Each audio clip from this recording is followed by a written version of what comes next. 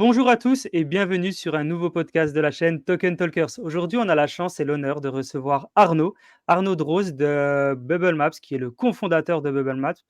Comment ça va, Arnaud? Bah, ça va très bien. Merci Jean pour l'invitation. Ça me fait énormément plaisir et j'ai hâte de pouvoir justement échanger avec toi sur les différents sujets liés à la crypto et bien entendu sur Bubble Maps. Ah, totalement. Bah, en tout cas, on avait déjà eu l'occasion d'échanger ensemble. Tu as un savoir Ouais. immense, tu as beaucoup de Alors, choses à nous partager. Là, si elle est quand même, tu es quand même très costaud dans sur la data l'écosystème. on-chain, c'est vrai, sur la data on-chain, c'est quelque chose sur lequel on travaille déjà depuis 2 ans. Donc, mais après, ça reste tellement large la crypto, tellement spécifique sur certains protocoles qu'on est souvent spécialiste de son domaine et c'est dur d'avoir d'autres expertises.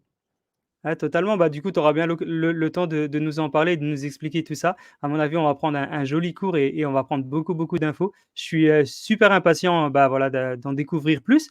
Est-ce qu'avant de commencer, bah, tu peux nous dire qui est Arnaud? Par quoi tu as commencé avant d'arriver à cofonder Bubble Maps? Parce que Ouais, bien j'imagine sûr. que déjà, même découvrir l'écosystème Web3, ça vient pas comme ça. Est-ce que tu peux Mhm. nous en dire un petit peu plus? Alors, j'ai un background classique. J'ai fait une école d'ingénieur sur Paris. Trop Au cool. cours de cette dernière année, j'ai eu l'occasion de partir en Inde pendant 1 an, donc c'était un double diplôme. Ça m'a mis un petit choc quand j'ai vu que j'allais partir 1 an étudier, sur les énergies, surtout le pétrole. L'Inde est l'un des plus gros raffineurs au monde et j'avais une spécialisation dans les énergies, finance des énergies et puis du coup, je suis parti là-bas. Donc expérience sensationnelle, tu apprends énormément sur toi, parce que tu es sans cesse remis en question. C'est un pays au début qui est un petit peu intimidant. Et au final, toutes les choses qui ont pu être vécues justement en Inde m'ont permis aussi pour la suite, pour pouvoir justement apprendre sur toi et surtout pour entreprendre. Et donc du coup, à la suite de ces 1 an, je suis rentré en France. J'ai bossé pendant 1 an à MBDA, qui était une société spécialisée dans l'armement. Donc là, pour le coup, c'était très fermé. Expérience aussi incroyable parce que j'ai rencontré mon associé Nicolas Véman, qui est CEO de Bubble Maps. Et on n'a jamais décroché depuis tout ce temps-là. On n'arrêtait pas de parler de crypto d'ailleurs à l'époque. Et puis après, nos chemins ont divergé, mais on est toujours resté très proches en tant qu'amis. Eux ont monté une société avec Léo aussi, qui nous a rejoint en tant que cofondateur, qui s'appelait Cryptonavia, qui était une société un peu d'analyse et c'était aussi un agrégateur de différentes cryptos. Donc c'était à un stade relativement early, mais ils ont aussi beaucoup appris de leur côté. Et moi, je suis retourné en Inde avec un ami, monter une société en supply chain d'import de wine and spirit. Mes grands-parents sont de Gevrey-Chambertin. C'est un domaine, le vin, qui m'a toujours passionné. Et en rentrant en Inde, je me suis dit, mais c'est dingue, quoi. Il y a toujours pas de vin français. Bon, il faut être un peu totalement fou, parce qu'au final, je ne serais pas parti en Inde avant. Jamais je ne serais reparti en Inde après. Mais du coup, j'ai contacté un ami de promo et je lui ai dit, écoute, il y a vraiment quelque chose à faire. On a pris nos valises, on est parti à Delhi. Et pendant Oh. 3 ans, on a vécu cette aventure qui était tout simplement magique. Ça a été le parcours du combattant. Et au final, tout ce qu'on a vécu justement en Inde, c'est avéré aussi compliqué en France pour créer une boîte dans la crypto. Tu vois, c'est deux parallèles où il faut mettre vraiment les deux pieds dedans pour pouvoir justement savoir comment ça va se passer, comment tu entreprends, comment tu ouvres un compte bancaire. Hein, c'est toujours le même setup. Malheureusement, la société en Inde, via le Covid, a été très compliquée à gérer par la suite. C'est souvent des gros groupes en Inde qui gèrent les alcools et ils ont une faculté de pouvoir se mettre en pause et de ne pas se payer ou de payer personne pendant des mois. Et c'est sûr que pour nous, c'était relativement compliqué. On a tapé dans notre trésor. Je suis rentré en France le 20 mars 2020. Et puis, du coup, je n'avais pas de chez moi. Je suis rentré chez mon père, qui avait à l'époque une société en informatique, électricité. Donc, il faisait de la construction de bâtiments et dedans, il mettait tout ce qui était fibre optique, électricité générale, tableau d'alimentation. Donc, c'était une société Génial. familiale. Et puis, du coup, mon père avait besoin de moi à l'époque. Et j'y ai commencé à travailler 1 mois, 2 mois, 3 mois. Comme ça, je pouvais gérer un peu l'Inde en même temps. Et puis, malheureusement, l'Inde a été compliqué. On a décidé de fermer ça. Et je me suis inséré dans cette société familiale que je pensais réellement reprendre. Parce que je me suis dit, bon, voilà, c'est la vie. J'ai tenté une expérience entrepreneuriale qui m'a beaucoup appris, mais malheureusement, qui a fail. Et je me suis retrouvé à Dijon, donc dans ma ville natale. Et j'ai commencé à travailler, comme je t'ai dit, 1 mois, 2 mois, 3 mois. Et ça s'est prolongé sur 1 an ou 2 ans. Et la crypto a commencé justement à revenir, parce que c'est quelque chose qu'on n'a jamais délaissé, mais c'était quelque chose qu'on faisait à nos heures perdues, tu vois, le soir, le week-end, etc. Et puis un jour, on a eu l'idée, mais c'était vraiment une simple idée. On n'était pas du tout full-time. Nico travaillait en conseil en stratégie. Enfin, il venait de quitter son job justement à ce moment-là. Léo qui est CTO, travaillait dans une société et moi, je travaillais chez mon père. Et puis un jour, il y a eu une idée qui a émergé et de fil en aiguille, qui a commencé à prendre un peu plus de place. Et puis un jour, je me suis dit, mais c'est incroyable ce qui est en train d'arriver. Et c'est aussi, une aventure entrepreneuriale, c'est aussi une aventure humaine. C'est-à-dire que oui, la crypto, c'est quelque chose qui me passionnait. Mais au final, je me suis retrouvé avec deux autres personnes où il y a eu une synergie, une symbiose sur les échanges. C'était très challengeant parce que tu apprends toujours aussi de tes autres associés, même si tu peux leur apporter quelque chose. Et il y a eu une aventure, il y a eu une magie. On s'est dit, bon, bah, ok, go, allez, on y va. Et donc, du coup, j'ai dit à mon père, bon, bah, écoute, je ne reprends pas la société, tu peux la vendre. Et certes, c'était un risque, mais il y avait quelque chose qui m'attirait, qui me passionnait. Et j'ai pas pu m'arrêter. Et du coup, on est parti et Bubble Maps, on est là aujourd'hui. Ouais, incroyable. Bah, bravo pour ce parcours. Du coup, risque payant. Félicitations à toi. C'est, Bah, merci. effectivement, ça devait être un sacré risque et très challengeant pour te dire: «Bah, OK, je vais là-dessus ou pas» et bah, félicitations. Comme quoi il faut prendre Ah, des merci. risques, si on veut réussir ou en tout cas si on veut Absolument, essayer quelque chose. absolument. Bon, bah, en tout cas, vraiment félicitations à toi et donc du coup, on a bien compris maintenant ton parcours est vraiment, très riche et très enrichissant. Maintenant, c'est quoi la genèse un petit peu, de Bubble Maps? Comment vous en êtes venu à créer? Donc vous avez commencé à créer, mais vous étiez pas sur du full time. Puis après, au fur et à mesure, ça a grossi. À ce moment-là, bah, vous deviez faire un choix, ce que tu nous as expliqué et Bien sûr. quelles ont été vraiment les inspirations, les circonstances qui ont fait, Bubble Maps aujourd'hui? Alors du coup, le Bubble Maps est né avec une vision très simple au début. On voulait mettre en exergue justement l'analyse comportementale des holders sur des tokens ou des collections NFT. Donc pour faire très simple, on prenait un token et on représentait justement tous les différents holders, sous forme de bulles. Donc chaque bulle était proportionnelle à son pourcentage détenu. Donc on affichait ça sur une map, donc d'où Bubble Map. Et la puissance qu'on voulait vraiment mettre en avant, c'était maintenant que vous avez la distribution de la supply d'un token ou d'une collection de NFT, on vient regarder qu'est-ce que eux se sont échangés entre eux. Donc, si tu es sur la blockchain Ether, c'est souvent de l'Ether, ça peut être de l'USDC, de l'USDT, donc les stablecoins les plus connus, ou le token natif en question. Et du coup, tu te retrouves avec une map, par exemple, sur un token Uni, du token Uniswap, où tu vois bah, du coup plein de clusters. Parce que du coup, les big wallets ont l'habitude de s'échanger quelque chose, bien entendu. Ça peut être des centralized exchange, ça peut être des DEX, ça peut être des pools de liquidités, mais ça peut être aussi juste un cofondateur qui se dit tiens, je vais passer un peu incognito, j'ai 10% du bail, je vais prendre un wallet central, je vais le splitter en plein d'autres wallets, et puis comme ça, je vais pouvoir passer un peu plus sous les radars. Ce qui marche très bien via un block explorer, parce que personne va se connecter sur Etherscan ou BSCScan. Alors, il y en a quelques-uns qui va passer des jours à essayer de modéliser justement toutes les TX pour pouvoir voir ce qui se passe. Et au début, donc du coup, une fois qu'on a mis en action Bubble Maps via le visuel, on avait listé environ une vingtaine de tokens, donc 10 tokens qui étaient légitimes et puis 10 tokens scammy, parce que bien entendu, on voulait du croustillant, on voulait quelque chose Bah qui oui, pète. il fallait du Et on peps. savait, bien sûr, et on savait très bien que ces gens-là bah, n'allaient pas nous demander d'être listés sur Bubble Maps parce qu'on allait mettre en avant justement la manipulation de marché, le wash trading ou peu importe tout ce qui est lié au scam. Et on a commencé à mettre ça en avant. Il ne faut pas oublier une chose, c'est qu'on est dans une économie de l'attention et on touche réellement un public qui est connecté H24 via justement les connexions sur Twitter, via l'écosystème crypto hein, au final. Quand tu as un produit qui marche, tu as vraiment une adoption très rapide. Bon, c'est lié à la tech. Et du coup, on a commencé à faire ça. Et un jour, il y a une personne qui est arrivée qui nous a dit écoutez, voilà, je suis en train de créer un projet légitime, j'ai envie d'être listé chez vous, combien c'est? Et nous, on n'avait pas pensé à ça. On faisait juste ça dans notre coin, à nos heures perdues, on s'éclatait, mais ça s'arrêtait là. Par contre, on a toujours eu l'idée de faire les choses proprement. À chaque fois qu'on postait quelque chose ou qu'on travaillait sur quelque chose, il n'y avait aucun intérêt de le faire de manière bâclée.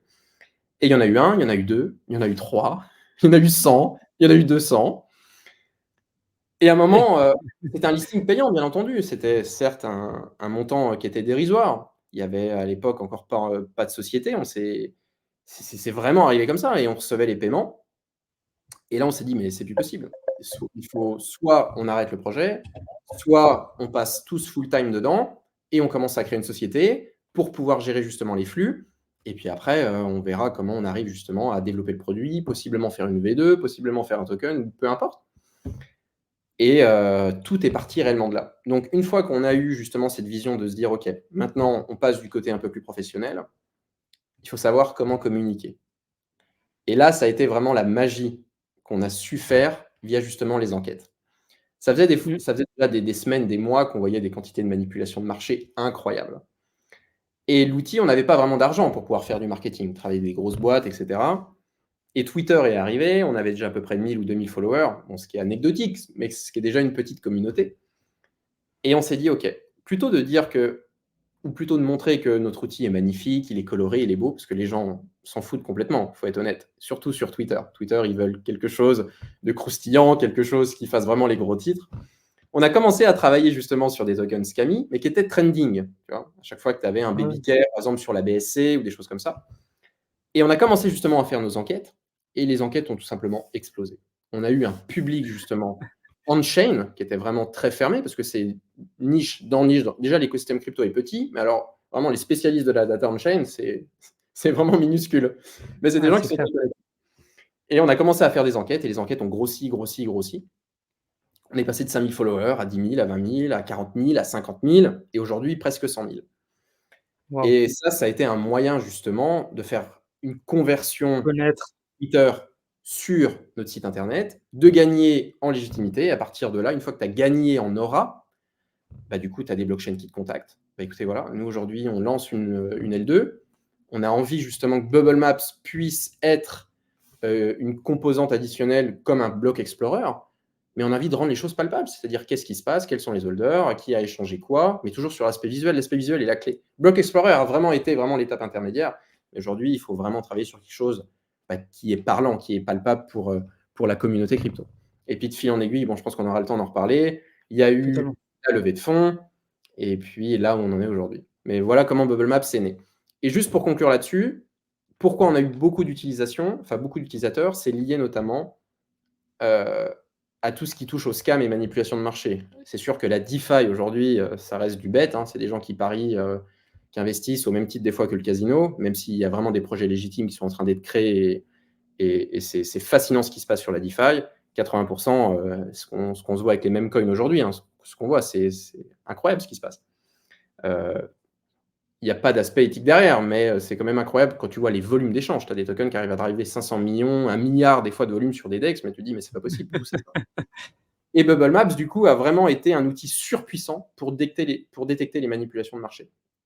Ouais, C'est pour ça qu'on a eu beaucoup d'utilisateurs. Chaque fois qu'il y avait un meme coin ou un shitcoin qui sortait, bah, personne se disait, OK, j'achète. Non, il passe d'abord sur Bubble Maps, il regarde s'il y a, je sais pas, 50% de la supply qui est détenue par une personne via un wallet splitting. Et c'est comme ça que justement on a été reposté, retweeté, et de fil en aiguille, on a réussi à monter là-dessus. et je pense que ça, l'explosion vient aussi du fait qu'il y a de plus en plus de gens qui cherchent le shitcoin, le meme coin. C'est Bien de plus en sûr, plus la mode parce qu'il y a la possibilité de, voilà, de de gain, faire des fois bien 10. sûr, C'est du gambling dans tous les sens. bien sûr. Donc forcément, en plus, Bubble C'est Maps, très vous êtes dangereux, hein. vraiment là pour apporter de la valeur. Bien sûr, ce qui est très dangereux, hein, Jean, on le rappelle. C'est pas du tout un conseil en investissement, mais ce qui se passe Totalement. aujourd'hui, ouais, c'est de la folie. Quand tu regardes, par exemple, ce qui se passe sur Solana ou Base, Ouais. il y a des gens juste sur Twitter qui disent: «Voici mon adresse, je vais lancer un meme coin». Les mecs reçoivent 10 millions, 20 millions, 30 millions, des fois en moins de 24 heures sur ces adresses, sans preuve que le mec Énorme. va se barrer avec la liquidité ou pas. Sur Bakery Swap, ils ont eu un launchpad où ils ont lancé un meme coin il n'y a pas longtemps, il y a à peu près 15 jours, 3 semaines. Ils ont rentré 200 millions. 200 millions de dollars. Non, mais c'est de la folie. Et ça, en plus, ça s'adresse réellement à un public retail. Ouais. C'est-à-dire que c'est pas vraiment des instituts qui vont rentrer là-dedans. Le but, c'est de rentrer tous au même prix. Le token est lancé. L'argent levé, bon, il est capé, hein. Je pense qu'ils avaient prévu de mettre 20 ou 30 millions dans la liquidité. S'ils reçoivent 200, ils vont faire au prorata. Ils vont Ouais. remettre 20 millions dans la liquidité. Et tout le monde achète au même prix. Donc, il y a un peu plus un aspect égalitaire dans ce Totalement. prix qui a du sens ou aucun sens, peu importe la vision des choses. Mais contrairement à des VC qui rentrent sur des ventes privées, souvent divisées par 2, divisées par 3, divisées par 4 par rapport à un listing price, où forcément ils ont déjà un avantage par rapport au retail, bah, il y a un peu ce phénomène, ce nouveau paradigme qui est en train d'arriver, où tout le monde rentre au même prix. Alors les liquidités sont stratosphériques, parce que quand tu mets 20 millions ou 30 millions dans un AMM, donc un automated market maker, c'est-à-dire que tu peux vendre et acheter quand tu en as envie, contrairement à un order book sur un centralized exchange, ce qui a été vraiment une avancée extraordinaire qu'a créé Uniswap au début. Bah, du coup, tu as souvent un rapport quadratique. Ça veut dire que ta liquidité, si elle pèse 20 millions, pour pouvoir faire x4, il faut que tu la doubles. Donc, du coup, c'est Ouais. très compliqué à avoir des x100, x1000, x10 000 qu'on a eu, par exemple, avec Shiba ou des choses comme ça, où la liquidité était très faible au début. Les mêmes coins, aujourd'hui, il faudrait qu'il y ait vraiment des ajouts qui soient colossaux pour pouvoir vraiment faire un Ouais. x100 derrière. Donc, les gens qui arrivent à bien s'en sortir font peut-être un x5, x10. Et encore, il y en a il y a une grande majorité qui perdent absolument tout. Et ça fait vraiment penser, la période là, dans laquelle on vit, ça fait vraiment penser à 2016-2017 avec, les gros booms des ICO où les gens avaient beaucoup, beaucoup d'argent dans l'écosystème. Parce que là, Bien les sûr. gens qui nous écoutent disent: «OK, mais je vais lancer un shitcoin, je vais prendre 200 millions». Non, c'est pas du tout ça. Non. Rassurez-vous, c'est pas comme ça que ça se passe. Mais c'est vrai qu'à l'époque 2016-2017, bah, il y avait beaucoup de gens qui avaient déjà investi dans les cryptos depuis 3, 4, 5 ans, qui savaient pas quoi faire de leurs cryptos parce qu'à l'époque, en fait, on pouvait pas les sortir comme ça. On ne pouvait pas Bien les sûr. convertir en euros trop facilement. Donc, qu'est-ce qu'ils faisaient? Ils disaient: «Bon, bah, comme je vais pas retirer mon argent, je vais réinvestir dans un projet crypto». Et puis, du coup, c'est pour ça qu'il y avait des gros booms. Et il y a beaucoup de gens qui se sont gavés en faisant des énormes arnaques. Et bah, j'ai un peu l'impression que on revient dans cet écosystème-là. Et du C'est vrai. coup, bah, grâce à Bubble Maps, on peut justement faire attention à ce qui se passe. Et on pourrait justement voir si c'est scammy, si c'est pas scammy, s'il y a quelqu'un qui est en train de faire une manipulation ou quoi que ce soit. Et ça, c'est quand même super, super important. Bien sûr, bien Et, sûr. euh, Alors ça, et on voit vraiment la force bah, de Bubble Maps, hein. exactement. Ça, c'était vraiment la proposition de valeur au début, mais aujourd'hui, c'est sûr qu'avec la V2 qui arrive et le secteur aussi B2B qui s'y intéresse de plus en plus, il y a une tangente qui est en train d'être prise en interne. Mais l'avantage d'avoir connu justement cette DeFi, entre guillemets, deep sur tout ce qui se passe, sur les manipulations, bah, ça nous a donné une arme incroyable, justement, Totalement. en termes de skills, justement, pour bah, des milieux liés à la sécurité, à la cybercriminalité. Et aujourd'hui, on se fait beaucoup contacter là-dessus.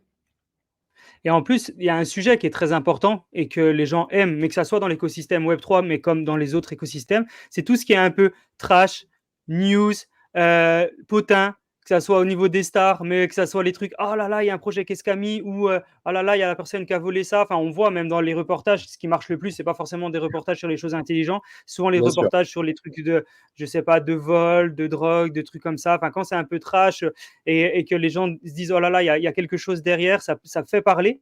Et vous, vous êtes involontairement dans l'écosystème, même si un peu vous avez travaillé là-dessus, mais vous êtes pas dans l'écosystème pour faire du bruit, vous êtes dans l'écosystème pour justement apporter une solution à ça et mettre en avant, pas comme des Mmh. journalistes, mais un petit peu comme ça, mettre en avant les problèmes qu'il y a. Et ça, c'est C'est un tellement bien. c'est un très bon point, Jean, parce qu'au début, il y a beaucoup de gens qui nous disaient: «Mais attendez, mais vous êtes, un média». Ouais, bah, c'est sûr. Et justement, via l'aura qu'on avait sur Twitter, alors tu l'as résumé, c'est sûr qu'aujourd'hui, c'est si tu veux faire des vues sur Twitter, il faut les codes Twitter. Il faut parler forcément de choses, qui sont susceptibles d'intéresser. Mais la beauté de la data on-chain, est liée à la crypto et ce qu'on a essayé justement, de merge, c'est qu'à chaque fois que tu as un token ou un sujet qui est trending lié, je sais pas, à un scam, bah, l'avantage de Bubble Map, c'est qu'on pouvait tout de suite s'y engouffrer et on peut toujours s'y engouffrer. C'est-à-dire qu'on suit toujours les tendances. Aujourd'hui, tu as une émancipation de la blockchain Base, Solana qui était encore un mois, même si c'est des gens qui sont là déjà depuis longtemps. Mais du coup, on travaille un contenu qui va être en adéquation avec justement les phénomènes du moment. Et ça, c'est un défi technique très compliqué pour nous, surtout sur la V2, parce qu'on fait une ingestion de données qui est complètement en interne. On en reparlera après. Où du jour au lendemain, on ne peut pas se dire: «Tiens, on va sur Base». Vu qu'on vient télécharger directement toute la blockchain dans nos serveurs, bah, des fois, ça nous demande du temps. BTC, ça fait 1 an que ça Claire. run pour pouvoir télécharger toute la blockchain en interne chez nous. Parce que Ah. derrière, on développe des algos pour pouvoir aller chercher cette data, la ranger de manière uniforme pour pouvoir justement uniformiser le travail du front-end par derrière. Ok. Ultra clair. Peut-être avant qu'on continue d'avancer, il y a un mot que tu utilises très souvent, c'est la data on-chain. Est-ce Oui, qu'avec tes mots, de manière ultra simple, tu arrives à nous expliquer c'est quoi la data on-chain? bien sûr. Alors déjà, c'est sûr que l'univers de la data sur, l'aspect crypto est coupé en 2 parties. Tu as la on-chain et la off-chain. La on-chain, c'est tout ce qui se passe sur les protocoles décentralisés, c'est tout ce qui se passe sur la blockchain et qui est inscrit dans des blocs. C'est-à-dire Mmh. que sur toutes les blockchains publiques, c'est de la data qui est accessible. Alors oui, c'est de la raw data, c'est de la data brute, il faut aller la chercher, c'est toujours un peu compliqué. Mais c'est vraiment de la data qui est accessible. Très simple. Tu as un non-custodial wallet, un MetaMask, et tu interagis via un protocole décentralisé type Uniswap, où tu as de l'Ether et tu veux les swapper contre de l'USDC. Tu vas travailler, enfin justement, tu vas faire un swap avec ce DEX. Tout va être inscrit dans la blockchain. Et derrière, nous, c'est de la data qu'on pourra aller chercher et retranscrire s'il y a eu des transferts sur des tokens ou des collections de NFT. Et après, tu as l'aspect off-chain, qui lui, pour le coup, c'est surtout ce qui se passe sur des centralized exchanges. Par exemple, un Binance. Quand tu envoies de l'argent sur un deposit adresse, c'est toujours on-chain. Parce que du coup, ça vient d'un non-custodial wallet, par exemple ton MetaMask, sur Binance. Donc ça, on peut le voir. Ensuite, Binance va tout de suite récupérer cet argent, surtout si c'est des gros montants, pour les mettre dans le hot wallet de Binance. Ça, c'est toujours on-chain. Par contre, après, tu as une interface utilisateur où tu peux acheter du BTC, acheter de l'Ether, et ça, c'est dans l'engine interne de Binance. Et personne ne peut savoir qui a acheté, combien. Alors après, ils fournissent des API justement pour pouvoir analyser, et il y a des gens qui sont spécialisés là-dedans. Mais on ne peut pas mettre un KYC derrière, on ne peut pas savoir qui a fait Mmh. quoi. Ça reste des volumes d'échange, la volume de data qui est traitable derrière. Donc, tout ce qui est, pour résumer, tout ce qui est on-chain, c'est tout ce qui est public et traçable, et tout ce qui est off-chain, c'est tout ce qui n'est pas public et pas traçable. OK. Bon, bah, je pense que je pense que les gens ont réussi à comprendre. Ça Donc, reste technique, hein. On sait que l'écosystème Web3, c'était quand même, pas forcément l'écosystème où il y a les mots les plus simples. De toute façon, à partir du moment où on parle de finance et de tech, finance et tech séparément, déjà, c'est compliqué, avec beaucoup de mots anglophones et beaucoup de mots qui se créent un peu au jour le jour. Mais alors, quand en plus on mixe les 2, parce que, bah, la crypto, le Web3, c'est un peu de tech, un peu de finance, mais aussi un peu de choses futuristes. Forcément, pour beaucoup de gens, c'est compliqué. Mais, absolument. en tout cas, on comprend bien un petit peu tout ça. Et donc, du coup, donc, Bubble Maps est né comme ça. Actuellement, vous êtes donc trois cofondateurs. Félicitations vraiment pour ce que vous faites. Et donc, du coup, les origines de Bubble Maps, si je me souviens bien, initialement, c'était en Suisse. Alors oui, c'est un très bon point. À l'époque où on a commencé Bubble Maps, on participait à pas mal d'événements, ce qui peut être la PBW là, qui est cette semaine, à Ouais. Paris, où on y sera. Si jamais il y a des gens, bon, je pense Ah, que tu publieras le post après, donc ce sera un peu tard. On aura un stand justement. Après, il y a eu ICC, puis il y a eu plein d'autres choses.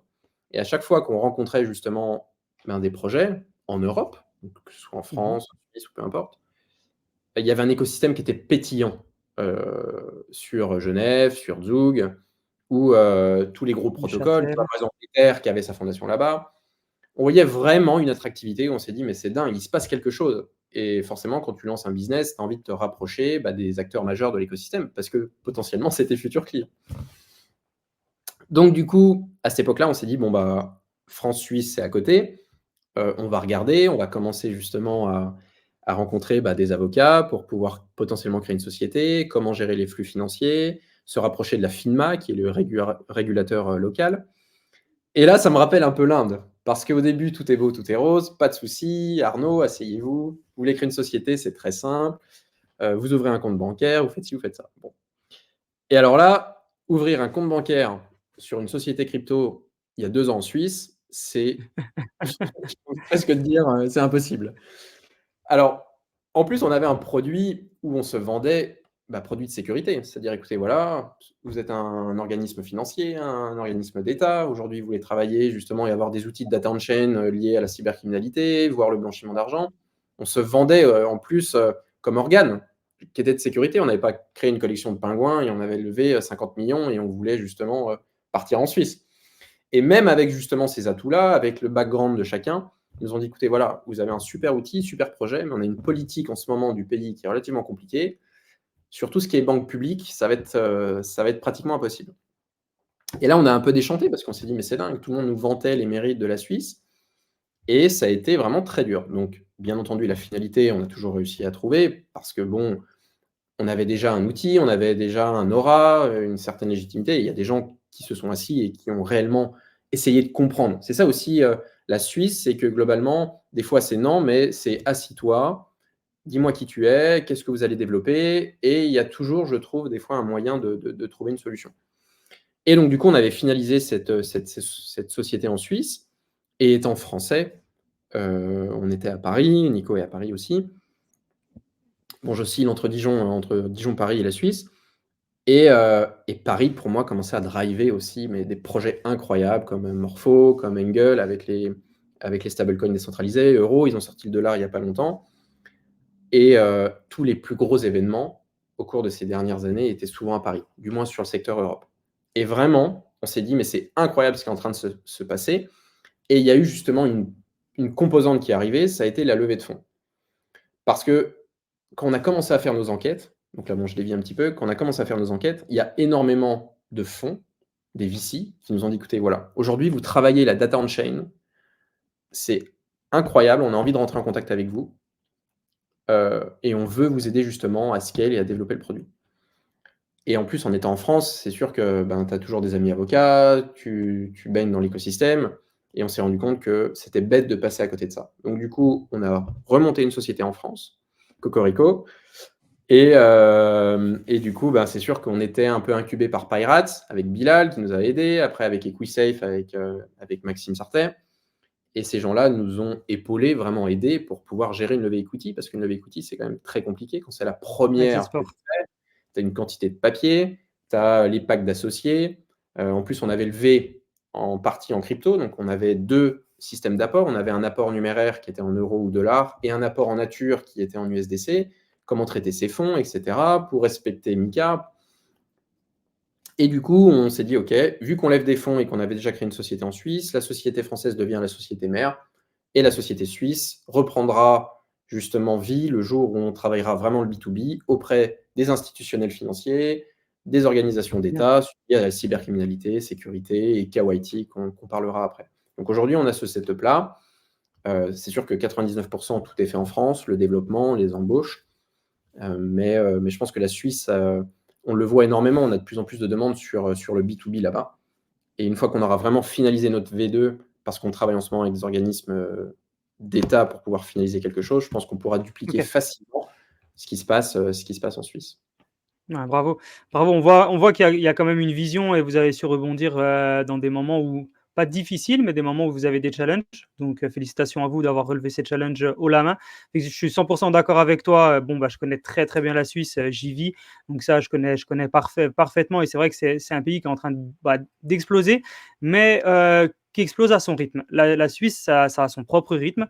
C'est quand même un pays de banque, donc forcément, ça prend toujours un peu plus de Absolument. temps aussi à faire bouger l'écosystème. C'est un tout petit pays, mais avec plein de petits cantons, avec chacun sa politique, ses lois, parfois ses langues. Centralisé.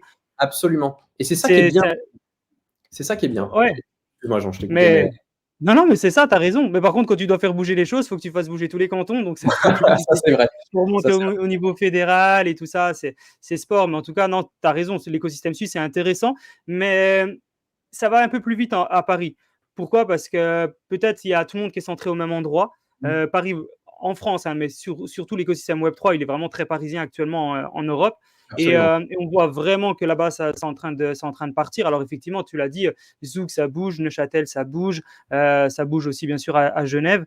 Mais en France, il y a vraiment un pôle qui explose, c'est vraiment Paris et tout le monde est centralisé au même endroit. Donc je pense que c'est vraiment the place to be. Et tu as parlé de la partie levée de fonds, on en reparlera aussi derrière parce que je me souviens que tu m'avais expliqué que c'était une levée de fonds qui était assez rigolote. On aura l'occasion d'en reparler. Et donc, du coup, au jour d'aujourd'hui, la mission principale de Bubble Maps, c'est en permanence de pouvoir mettre au jour le jour de mettre à jour, pardon, des informations sur ce qui se passe sur chaque projet. C'est vous qui identifiez à chaque fois les projets. On peut venir frapper à la porte aussi pour proposer des projets. Comment ça se passe, toute cette mission actuellement et vos objectifs? Alors au début, donc Bubble Maps avait une proposition de valeur qui était c'est un outil toujours aujourd'hui d'analyse et de visualisation de data on-chain. À l'époque, on avait D'accord. juste environ 20-30 projets et tous ceux qui voulaient être listés, on les rajoutait à la liste. On a très vite compris que c'était pas quelque chose, long terme, surtout pour avoir des utilisateurs. Donc on a très vite arrêté ça et on a rendu l'outil accessible, public et gratuit pour pouvoir analyser tous les tokens sur les blockchains où on était. Donc il y avait, encore aujourd'hui Ether, Polygon, Phantom, Avalanche, enfin principalement des blockchains EVM. Et du coup, l'analyse et la visualisation de data on-chain, comme le fait Bubble Maps, c'est vraiment notre cœur de métier. C'est-à-dire que peu de sociétés aujourd'hui sont focus uniquement là-dessus. Et nous, clairement, c'est 100% de notre temps qui est dédié à la visualisation. C'est pour ça que ça prend des fois du temps. Aujourd'hui, il y a eu un changement assez intéressant qui est lié justement aux perspectives d'évolution. Donc, pour résumer, on peut analyser tous les différents tokens ou collections de NFT. Mais bien entendu, il faut les rajouter des features, il faut les rajouter justement un moyen de pouvoir commencer à attirer d'autres clientèles, que ce soit sur le secteur B2B, sur le secteur B2C. Et bien entendu, la composante manipulation de marché, scam, reste encore aujourd'hui énorme, parce que tu peux vraiment visualiser dès que tu as du wallet splitting, etc. Mais aujourd'hui, il y a beaucoup d'autres choses qui vont arriver. Bon, je ne peux pas encore tout te dire, mais notamment liées à la sécurité. Aujourd'hui, il y a un vrai enjeu de souveraineté nationale en France. Fais du teasing, fais du teasing. Aujourd'hui, il y a un vrai enjeu de souveraineté nationale et lié surtout à la cybercriminalité. Et on s'est fait contacter par des organes de sécurité justement pour proposer nos services. À l'époque, Bubble Maps, on affichait juste les 150 plus gros top holders, donc ceux qui détenaient le plus de tokens. Mais ce n'était pas quelque chose qui était permissible. C'était très compliqué pour l'utilisateur de rajouter d'autres wallets, avoir une temporalité. Donc, c'était un peu au jour le jour. À chaque fois qu'il y avait un refresh, il y avait un timestamp où, en gros, tu affichais la map de ce qui se passait. Et nous, à chaque fois qu'on faisait un refresh, c'est-à-dire qu'on mettait à jour, qu'on computait la map, forcément, c'est des ressources, c'est de l'argent parce que tu bossais avec un data provider. Et on s'est dit que ça, ce n'était pas du tout viable sur la prochaine version qu'on avait en tête. Donc, on a mis le back-end de côté et on s'est dit aujourd'hui, on va travailler une ingestion complète en interne. Donc, il y a Google qui nous a un peu aidés. On a gagné le Web3 Startup Programme. Ils nous ont mis à disposition différents outils sur lesquels on est limité pendant quelques temps, où on a pu tester plein de choses sur comment ingérer cette data, comment la stocker, comment la traiter. Et ça nous a permis justement de se dire, OK, ça, on va arrêter, ça, on va continuer, pour pouvoir vraiment, le jour où ça va être quelque chose qui doit être payant, du moins de notre côté, qu'on soit vraiment parfait sur notre base, sur notre DB et comment elle va être utilisée. Aujourd'hui, Bubble Maps V2, du moins sur la partie back-end, est terminée. On a déjà la V2 qui tourne en interne et c'est quelque chose qui va être accessible au cours des prochaines semaines, prochains mois. La plus grosse différence, et là pour l'instant, c'est uniquement sur le back-end, où on a pratiquement un moteur de Formule 1, parce que toute l'ingestion de données est faite en interne et on a toute la donnée historique depuis la genèse de tous les projets. C'est-à-dire, imagine-toi, donc ça va être nom de code Big Bang en interne, imagine-toi la possibilité de reparcourir tous les actifs de la crypto depuis la genèse, donc avec le premier holder, sous forme de bulle, de manière dynamique, au cours du temps, avec la range que tu souhaites définir, avec le nombre d'holders que tu souhaites définir, avec les transferts que tu souhaites définir, peu importe lesquels, possiblement cross-chain, où tu vas avoir justement la première bulle qui dispatche, tu vas avoir les VC qui vont arriver, les snipers, ensuite les ventes, les influenceurs, le retail, les pools de liquidité avec les centralized exchange, où on aura les logos à l'intérieur. Vraiment une compréhension parfaite de l'analyse de n'importe quel asset aujourd'hui sur la blockchain. Et ça va être un produit, je l'espère, qui aura une très grosse viralité, mais qui aura une infinité de possibilités par la suite. C'est-à-dire qu'aujourd'hui, on a énormément, enfin du moins, notre source est surtout liée sur le front-end. Parce qu'aujourd'hui, pour revenir sur des organes de sécurité, ils vont nous dire, voilà, aujourd'hui, on a vu qu'il y avait un scam et on a besoin de retrouver justement les liaisons de connexion à un centralized exchange sur ces deux wallets que je vais vous donner. Donc nous, derrière, on a des logiciels où, on a Bubble Maps qui va justement nous dire les degrés de connexion qu'on a justement pour remonter un centralized exchange. Bon, là, on parle vraiment de très grosse manipulation de marché, très grosse scam à plusieurs dizaines, voire centaines de millions de dollars. Mais en fait, ça a été un travail qui a été énorme sur la dernière année lié au back-end. Parce qu'en fait, c'est vraiment c'est notre bébé, le back-end. Une fois qu'on a vraiment quelque chose de propre et de clean, le travail du front se fait au fur et à mesure, mais il est toujours fait de manière uniforme. Donc, c'est ça qui est cool. Donc, un organe de sécurité peut nous dire, écoutez, voilà, je vais vous donner 1000 wallets, je veux les afficher de manière visuelle, je veux voir que les échanges en USDC de janvier 2022 à février 2022 sur un montant supérieur à 1 million de dollars, et boum, tu as la map. Ensuite, tu pourras partir d'un seul et même wallet, faire des dig et des expand, c'est-à-dire tu pars de ton wallet, tu veux voir toutes les connexions qu'il y a eu, tu fais expand et tu vas voir justement les connexions parce que tu as envoyé de l'argent à un tel, mais toujours sur tous les filtres et possibilités et temporalité infinie que tu auras fait au sein des filtres. Donc c'est pour ça que du coup aujourd'hui, on a eu beaucoup de demandes sur ce secteur-là, financier aussi, via le KYT, parce qu'on est en train de développer aussi des modèles d'LLM et un peu d'IA pour faire de l'analyse comportementale liée à ton antériorité. Aujourd'hui, tu as des grosses boîtes comme Chainalysis et tout, il suffit que tu passes par un DEX, etc., pour avoir un scoring déjà un peu plus bas. Mais ce n'est pas parce que tu as tradé sur Uniswap que tu es forcément mauvais. Donc derrière, il faut justement développer des modèles pour voir que, c'est sûr, si tu es passé par un mixeur, même si, il y a des nécessités aujourd'hui dans la blockchain, c'est compliqué. Je veux dire, des fois, quand tu payes des gens, tu n'as pas envie que la personne voit exactement combien tu possèdes, mais c'est aussi la proposition de valeur de la blockchain, c'est que c'est public. Mais voilà, aujourd'hui, il y a vraiment une possibilité, une infinité, et on verra bien. Et aujourd'hui, on est vraiment, mais on n'a qu'une envie, c'est que la V2 sorte pour pouvoir montrer tout ça, montrer les possibilités. Et il y a un paquet de features qui sont en train d'arriver, mais ça va être l'un des outils de data on-chain les plus visuels et pratiquement les plus puissants qui existent aujourd'hui. C'est ce que j'allais dire justement. Ah ouais, non, puis on ressent ton excitation. Tu l'as réussi, tu l'as teasé, mais de manière involontaire. C'est juste parce que le produit est formidable, donc forcément, tu en parles et ça donne envie. Et je pense qu'aussi une grosse force de Bubble Map, c'est la partie visuelle. Tu étais justement en train de le dire et c'est là-dessus que je voulais revenir. C'est qu'en fait, tu vas avoir une vision globale de quelque chose super simple. C'est un peu comme, mais d'une manière différente, c'est un peu comme les jeunes ou les nouveaux traders ou les gens qui découvrent un petit peu le trading, qui arrivent sur un graphe et qui disent ouais, on peut voir ça, on peut voir ça, on peut voir ce qui s'est passé avant, on peut voir où était le prix.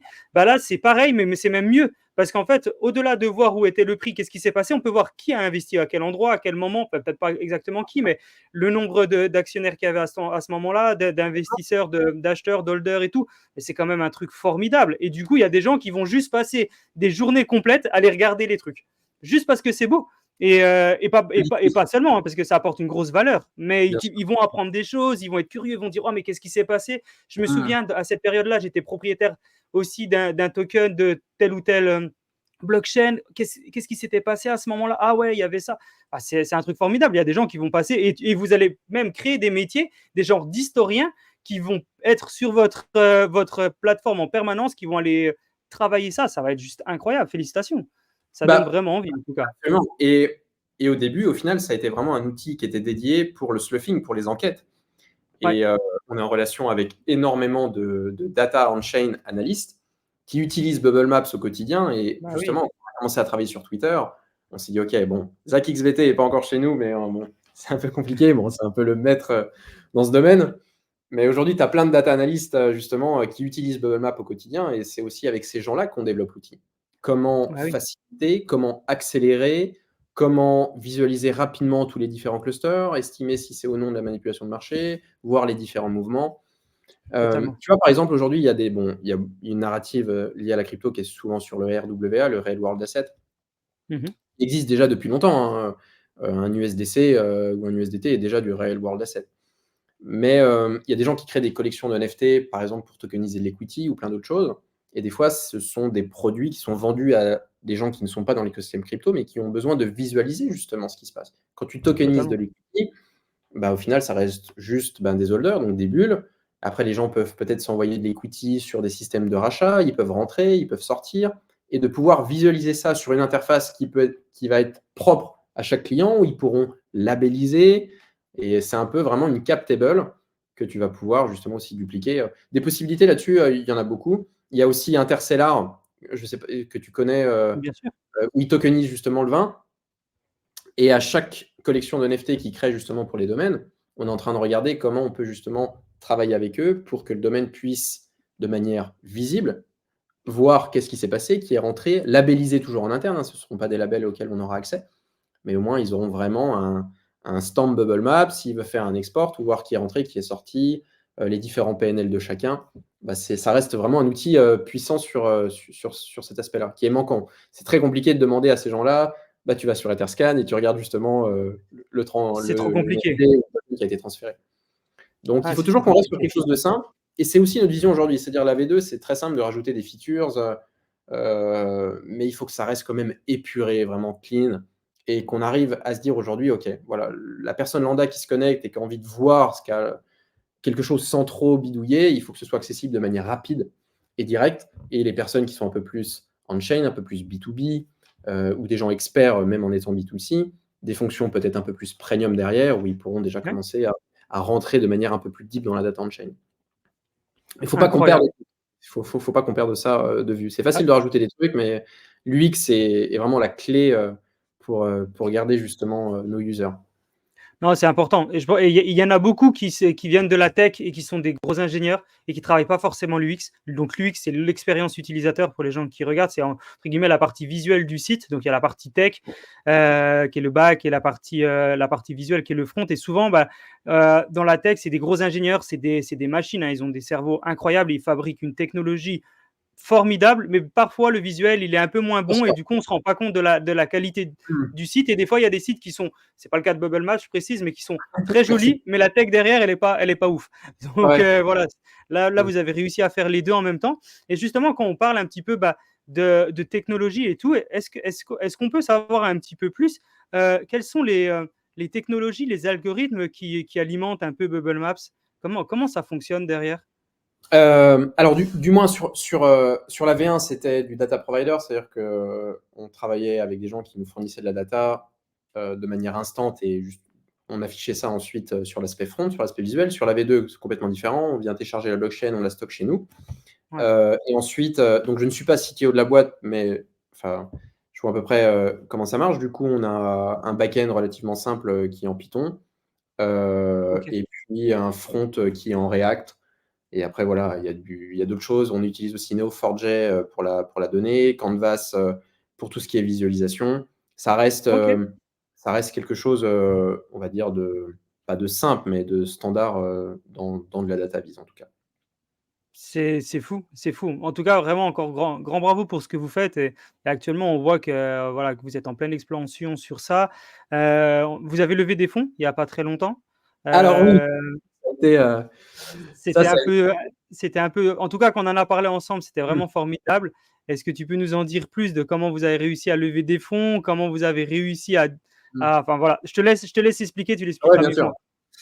Euh, bon, on est un peu des ovnis parce que du coup, même si on avait fait un peu de CA, ben, à l'époque et encore aujourd'hui, on n'en fait toujours pas, mais c'est normal, c'est on est une boîte dans la tech Ouais. et tant que la V2 n'est pas arrivée. Euh, Déjà, on a réussi à lever parce que on a réussi déjà à créer un outil, donc Bubble Maps, qui était visuel. On avait de la traction, on a des utilisateurs. Aujourd'hui, on a environ 200 000 300 000 utilisateurs par mois, uniques, donc ce qui est déjà important. Alors, c'est sûr, par rapport à des monstres dans l'écosystème, on est toujours petit. On Deux a trois cent réussi mille, à... c'est énorme. Ouais, c'est déjà beaucoup. On a réussi à fédérer, on a réussi à avoir une communauté, et bien entendu, les enquêtes sur Twitter ont été un game changer, mais incroyable. Donc, comme je t'avais dit, à l'époque, on n'avait pas vraiment de vision de levée. C'est juste que quand on a commencé à avoir justement cette émancipation et le fait de poster du contenu de manière régulière et addictive, parce que des fois, on en faisait même des sagas. Tu vois, on travaillait sur Shiba. euh, on avait justement montré que l'un des cofondateurs détenait à peu près 10 à 15% de la supply, mais il avait fait un beau wallet splitting avec un wallet central. Et juste derrière, qu'est-ce qu'il a fait? Il a remodifié son comportement donc en refaisant d'autres transferts pour passer incognito. On a refait un tweet numéro 2, un tweet numéro 3, et les gens suivaient ça avec intérêt. Ouais, bah On ouais. a même reçu un message de ce cofondateur en disant écoutez, voilà, vous avez révélé mes wallets, je veux passer incognito, veuillez supprimer ça. Bon, tu nous connais, bien entendu, on n'a rien fait. Mais on est vraiment dans la crypto-politique. Aujourd'hui, on fait du bruit. On reparlera des SAVM, qui a été l'une de nos dernières grosses enquêtes, qui a été mais incroyable. Et on a réellement intrigué avec ça. Les gens se sont dit, mais comment ils arrivent justement à communiquer, comment ils arrivent à fédérer, c'est qu'il se passe quelque chose. Et pour nous, c'était très simple de vendre Bubble Labs. Déjà, c'est un produit qui est très coloré, très pétillant et qui attire l'œil. Peu importe que tu sois dans ce domaine ou non, il y a un effet waouh qui est incroyable. Mmh. Donc du coup, c'est toujours avec passion, avec envie qu'on présente, qu'on présente l'outil. Et donc du coup, quand on avait atteint à peu près 60 000, 70 000 followers, il y a eu une enquête qui a été aussi un gros changement, celle d'Uniswap. Donc en fait, on avait vu que sur le token Uni, il y avait plus de 4% qui est détenu par un fonds d'investissement américain, Andreessen Horowitz et Sistinzi. Et c'était une forme géométrique magnifique avec une belle symétrie où tu avais un wallet central qui avait envoyé 0,25% à 9 autres wallets et le cluster total faisait 4%. Donc, on a mis un peu de temps à labelliser et à voir que c'était Exitindie parce qu'il y a un vrai travail de labelling. Le labelling, c'est aussi la clé. C'est-à-dire que c'est facile de voir du pseudonyme derrière une adresse, mais si tu ne sais pas si c'est Binance, si tu ne sais pas si c'est Uniswap, si tu ne sais pas si c'est Ça des sert à grosses rien. entités derrière, Mmh. bah, globalement, tu navigues un peu dans cet océan de données et tu ne comprends rien. Donc, il y a aussi un vrai travail en interne où le labelling est vraiment un élément clé pour la compréhension. Et lorsqu'on a justement tweeté là-dessus en disant, bon, voilà, Exitindie contrôle le token UNI, qui est le protocole, qui est un token de gouvernance d'Uniswap. Parce que, juste pour finir là-dessus, quand tu as 0,25%, tu peux émettre une idée, et quand tu as 4%, tu peux la valider, ce qu'on appelle le quorum. Donc globalement, ils pouvaient faire absolument ce qu'ils voulaient. On a fait ce tweet là-dessus, bon, de manière simple, hein, on n'a pas dit attention, c'est la catastrophe, on a juste mis en évidence par le visuel comment était géré le protocole, et on a eu un retweet de Sizi dessus, et le tweet a fait plus d'1,5 million de vues sur la data on-chain. Waouh! Yes, pour nous, c'est stratosphérique. Je pense qu'on n'a pas dormi pendant 2 jours. On était excités comme des dingues parce que c'était un peu un accomplissement. On s'est dit: «Mais c'est ouf que justement c'est un peu niche, hein, clairement. Avoir, autant de personnes là-dessus, c'était incroyable». Et là, bah, on a reçu énormément de demandes de VC derrière en disant: «Voilà, vous travaillez la data on-chain d'une manière incroyable et on a envie de rentrer en call et go les gars, on peut voir ce qui va se passer». Donc à la base, on voulait lever 2 millions d'euros. Et on a été très, très vite oversubscribe. On est monté à 4, mais en un claquement de doigts. Et en plus en 2023. 2023, lever des fonds, c'est très dur, hein. Ouais. Si finalement, tu as pas déjà une équipe solide, plus un produit, plus de la traction, tu ne lèves plus sur une idée ou alors tu vas lever 50 000 ou 100 000. Mais justement, via ça, les gens se sont dit: «OK, voilà, aujourd'hui, on va les aider à travailler sur une V2, potentiellement commencer à générer du flux et enfin, du moins du CA». Mais il y avait déjà des bases qui étaient solides. Alors peut-être ovni dans le monde standard des startups, mais pour nous, c'était un atout indéniable. Et donc on est très vite monté à 4, on est redescendu à 2,5. Donc on a recontacté tous nos VC, tous nos BA en leur disant: «Voilà, vous vouliez mettre 500 000, ce sera que 200 000». Et tous les fonds d'investissement ont été dingues. Ils se sont dit: «Mais c'est pas possible, jamais on nous bride, qu'est-ce qui se passe?» Et les mecs qui étaient prêts à mettre 500 000 qu'on a bridé à 200, limite ils étaient prêts à mettre 1 million juste derrière. Ah Parce qu'ils ouais, avaient ah ouais. l'impression de perdre quelque chose, tu vois ce que je veux dire?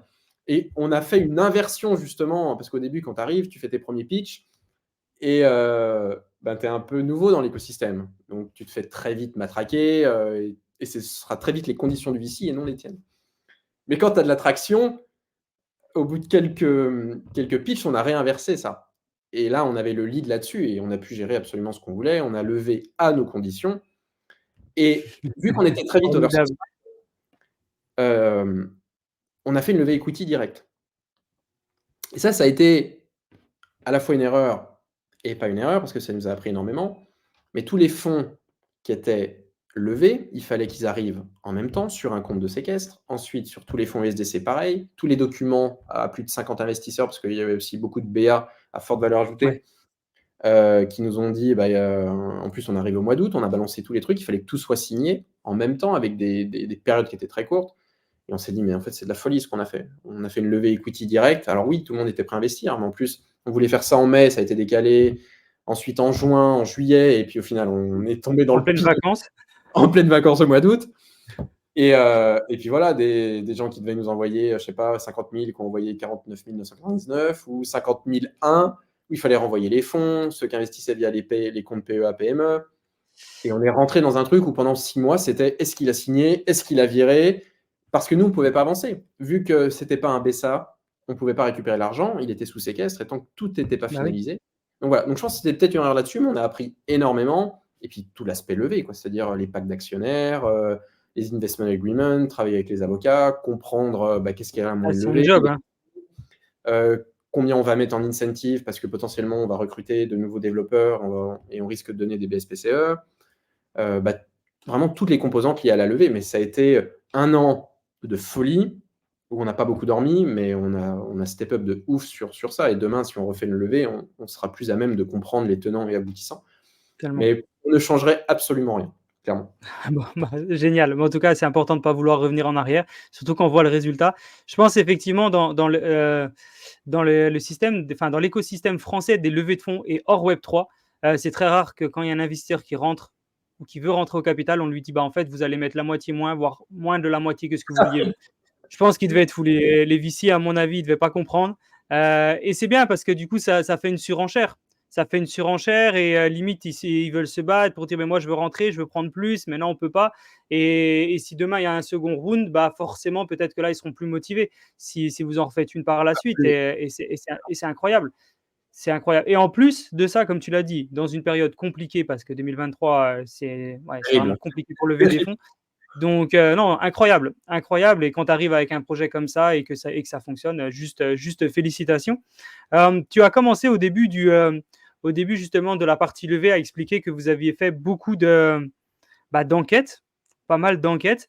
Est-ce que tu peux nous en dire un peu plus de choses croustillantes, sur les enquêtes? Quelle enquête, a été, voilà, différente, celle qu'on a vue, celle qu'on n'a pas vue? Enfin voilà, je sais qu'il y en a plusieurs, on en a déjà parlé aussi ensemble, mais est-ce que tu peux partager un peu à la communauté, des Bien sûr, enquêtes? Parce que, bah, voilà, on veut du croustillant du coup bien maintenant que tu sûr. nous as Mais préchauffé. c'est tout à fait normal. Bon déjà, tout d'abord, si jamais, pour tous ceux qui nous écoutent, et que vous êtes passionnés par la data on-chain et surtout la visualisation de data, notre Twitter, du coup, on poste régulièrement des enquêtes. Il y a un aspect aussi éducatif là-dessus pour comprendre aussi comment ça se passe, donc n'hésitez pas à parcourir toutes ces différentes enquêtes. Alors, il y en a une qui a beaucoup fait parler, qui est liée à SAVM, donc Satoshi VM, qui était à peu près il y a 1 mois et demi, 2 mois.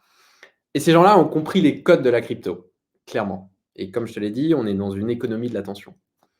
Et en fait, on s'est rendu compte que quelques jours avant, énormément d'influenceurs, il y a des très gros influenceurs, d'accord? On ne parle pas des gens qui ont 10 000 ou 20 000 followers, hein, non, c'est vraiment les plus gros influenceurs de l'écosystème crypto, parlaient énormément, justement, d'un token qui s'appelait Satoshi VM, qui était un ZK Rollup BTC compatible VM, donc une gymnastique algorithmique. L'équipe n'était pas Dox. Et justement, Twitter, à chaque fois, envoyait SAVM, SAVM, SAVM. Et ces gens-là ont pris le pari, parce qu'au final, je pense que ça allait être compliqué d'être listé sur des exchanges de Sûr. tier 1, pris le pari d'être lancé directement sur des DEX, donc notamment Uniswap. Et le jour du lancement, Jean, et ça, attention, ils ont Dis-moi fait tout. 250 millions de dollars de volume Day One. 250 millions de Truc dollars de de fou. volume Day One. Et sur des DEX, donc c'est-à-dire que c'est pas manipulé. Et c'était quoi la beauté derrière ça? C'est que vu que c'était sur des DEX, la data était on-chain et accessible. Donc forcément derrière, on a creusé, on allait voir Ouais, ce qu'est-ce qui se forcément, tu as tout vu. et là, on s'est rendu compte d'un truc magnifique. Déjà, il y avait des clusters partout sur la map parce que énormément d'holders s'étaient échangés et dont un vert pomme, mais qui était pétillant magnifique, avec 250 bulles qui étaient connectées. Et juste avant, on avait justement essayé de regarder quel était le nombre d'influenceurs qui en avaient parlé. Et à 1 ou 2 près, on est tombé exactement pareil. OK. Et ces gens-là, justement, donc c'est souvent dans des stratégies rounds qui rentrent. Le but, c'est de parler en amont du projet. Ensuite, eux-mêmes sont investisseurs à des conditions préférentielles. Et le jour du lancement, ils possèdent souvent beaucoup de TGE. Donc TGE, Ouais. Token Generation Event, c'est-à-dire qu'ils reçoivent une grande partie directement de leur investissement. Et le token avait déjà fait x50, x100, x200 en l'espace de quelques secondes. C'était stratosphérique. Donc, le cluster, on avait estimé un PNL de 10 millions qui a été liquidé en quelques heures. Et du coup, il y a certains influx qui ont sorti plus de 400 000 ou 500 000 ou 600 000. Bon, après, c'est les règles du jeu. Il y en a qui sont d'accord, pas d'accord. Voilà, au final, ils ont été payés pour une prestation. On est dans un écosystème shitcoin qui est très dangereux. Mais c'est des choses qu'on voit, c'est assez commun. On fait un thread sur les influenceurs en disant les grands gagnants de Satoshi VM sont les influenceurs avec un beau PNL de 10 millions de dollars. Et là, on se reçoit une claque, on se reçoit les foot des grands influenceurs, mais c'est Bubble Maps qui fun, blablabla, parce qu'on rentre vraiment dans la crypto politique. On est retweeté partout, ça prend une ampleur colossale, on doit faire 100 000 vues ou 200 000 vues en même pas quelques minutes.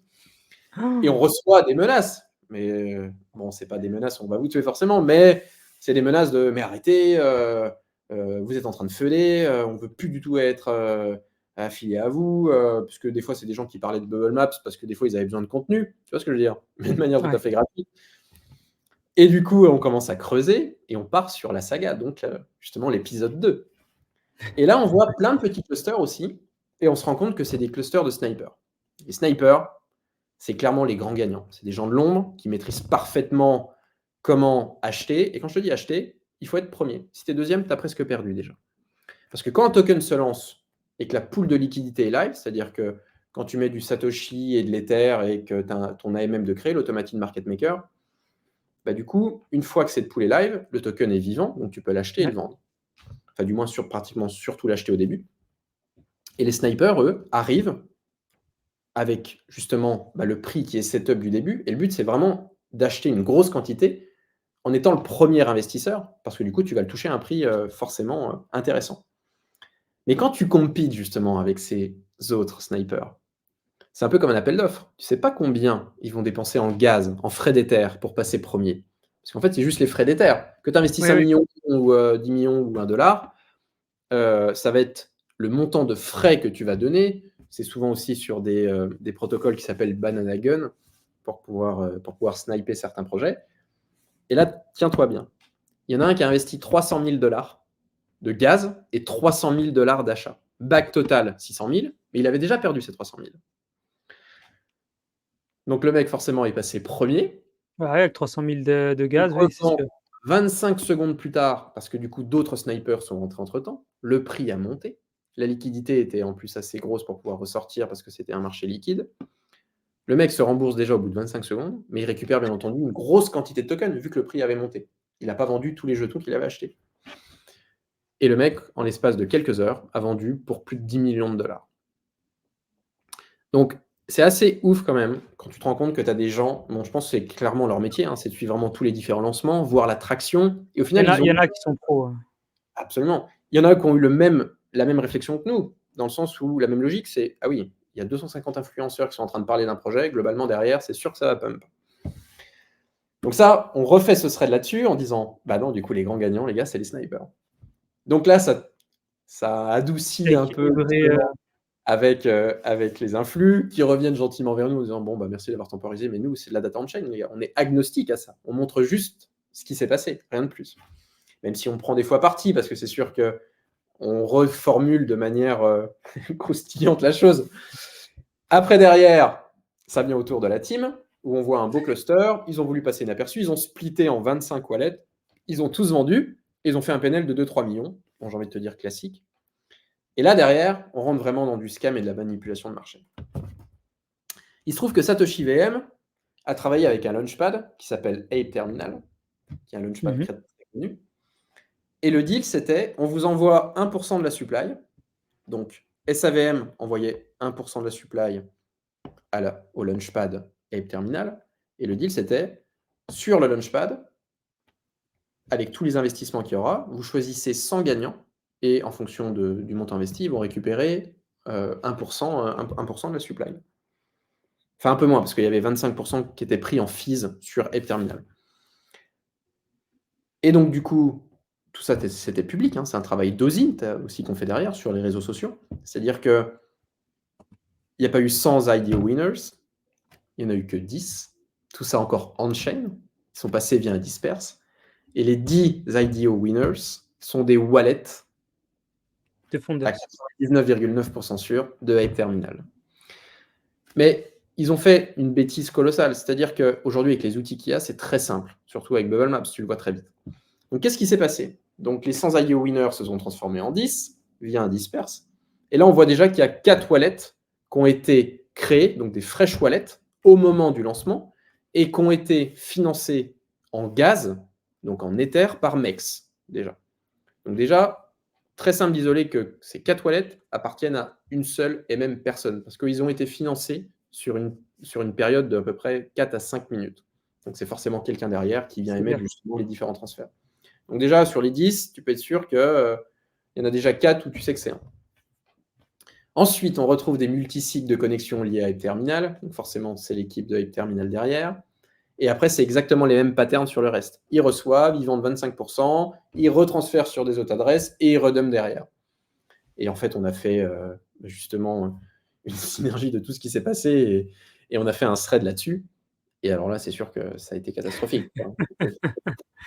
Donc là, pareil, on a refait aussi beaucoup de vues là-dessus, mais là, on est vraiment tombé sur un scam. C'est-à-dire que, certes, les influenceurs ont dumpé un peu le retail, mais au final, c'est le business. je te parle, il n'y a pas d'éthique là-dessus, hein, pas du tout. Mais au final, c'est des gens qui ont investi, qui ont parlé du projet, qui ont vendu et ils sont partis. La team a Ils ont vendu un peu travaillé aussi. de Mmh. supply. On sait très bien que c'est un univers deep, mais là, l'aspect aide terminal, c'est clairement de la publicité mensongère et c'est clairement un scam total. Et au final, on s'est rendu compte que des organes de sécurité avaient lu aussi ces enquêtes-là. Ils sont rentrés en contact avec nous par la suite parce qu'il y a eu des fois certains dépôts de plainte ou des choses comme ça. Donc c'était marrant, tu Ah vois. oui.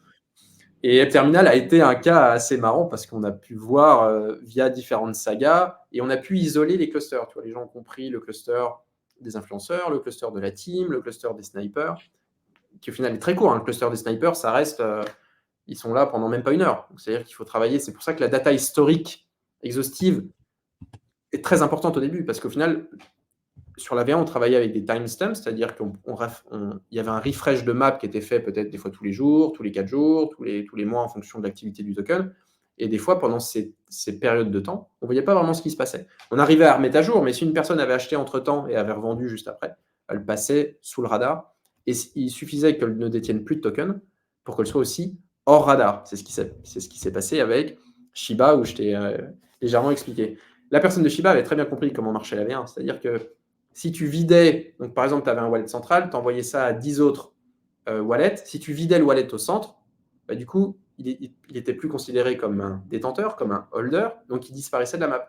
Donc les 10 autres wallets n'étaient plus connectés. C'est pour ça qu'aujourd'hui, sur la V2, c'est des choses qui vont bien entendu changer. On pourra rajouter des adresses qui ont détenu auparavant, mais qui ne détiennent plus aujourd'hui. C'est là que tu pourras Ouais. voir justement toute cette quantité de data vraiment mise en exergue et faire une analyse beaucoup plus puissante. Et à chaque fois, du coup, nous, en interne, on arrivait à rajouter les wallets. Ce n'était pas possible sur les utilisateurs standards, mais on avait demandé à Léo, notre CTO, bon, écoute, mets-nous quelque chose pour ajouter les adresses, parce qu'on sait que c'est quelqu'un qui est détenu, mais elle est vide aujourd'hui, et on perd justement toutes les connexions. Et donc, du coup, on a fait plein de threads justement sur Shiba, sur l'un des cofondateurs de Shiba. Mais tu verrais les maps, c'est sublime. On regardera si on peut en mettre une. C'est un Avec peu comme plaisir. une où tu as vraiment le wallet central qui se resplit, qui se resplit encore. Ça, c'est super. Ouais.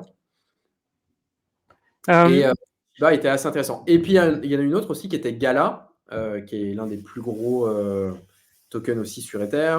Et il y avait Gala V1. Il y a eu aussi 2 conflits entre les 2 cofondateurs, le CEO et le COO. À l'époque, ils avaient de l'argent dans la compagnie réserve. Ils ont décidé, via un document juridique qui était public, parce qu'il y a eu une vraie enquête derrière, et on a pu faire justement le rapprochement avec la data on-chain. Ils avaient décidé justement de resplitter 100 wallets en 100 autres wallets qui étaient les siens, non multisig. Après, il y avait 50% qui étaient à peu près détenus pour le CEO, 50% pour le CEO. Ils ont resplitté ça entre eux, et encore, et encore. Et en fait, tous les différents mouvements qui étaient énoncés dans le document étaient justement tu pouvais les traduire via la data on-chain. C'est un thread qui avait aussi bien marché. C'était marrant de faire le rapprochement des deux. Ah mais c'est fou. C'est fou et je comprends tout à fait que les personnes sur Twitter, suivent avec attention parce que c'est une drôle de story. On aime bien, comme on l'a dit, les trucs qui sort de l'ordinaire et là, vous êtes en train de mettre à jour beaucoup, beaucoup de choses. On dit souvent l'écosystème Web3, c'est très scammy. Bah, non, c'est pas très scammy, mais effectivement, il y en a de temps en temps et il y a des gens qui sont là pour aussi les mettre à jour et Bubble Maps en fait partie et ça, Exactement. c'est très important. Peut-être est-ce que tu peux revenir sur un mot aussi que tu as dit plusieurs fois avec tes mots de manière simple, expliquer ce que c'est qu'un cluster? Ça, je pense que c'est important peut-être de le dire, parce que tu Ouais, l'as dit vraiment beaucoup de fois. alors du coup, sur Bubble Maps, on affiche des adresses, des bulles. Donc ça peut être des personnes qui détiennent du token ou une collection de NFT. Et quand ces wallets se sont transférés quelque chose, sur de l'Ether, sur du stablecoin ou sur du token natif en question, du coup, on vient créer un lien. Donc ces 2 bulles se rapprochent parce que ces 2 bulles se connaissent, elles se sont envoyées quelque chose. Et dès que tu as 2 bulles qui se rapprochent, justement, enfin qui se Ça fait un connectent, cluster. il y a un link, ça fait un cluster. Et plus le cluster est important, plus il a une signification. Et des fois, tu te retrouves avec des clusters aussi avec des formes géométriques, avec des symétries. Et souvent, c'est les plus propres Genre parce que pyramidal ou est-ce qu'ils sont souvent un peu en demi-cercle OK. où tu vas avoir, c'est souvent du wallet splitting, où tu vas avoir un IDO contract qui a envoyé ça à plein d'influenceurs. Donc en fait, ce qui est marrant, c'est qu'on a différents modes de vision de transfert. C'est-à-dire que tu peux faire le mode Ether. Imaginons, tu as un wallet central qui récupère des fonds d'une private cell de Ouais. 250 influenceurs. Donc, du coup, tu vois les 250. Et dès que tu te mets en mode, non pas Ether, mais token natif en question, bah, du coup, le transfert se fait dans l'autre sens, avec Totalement. les TGE, les listings, etc.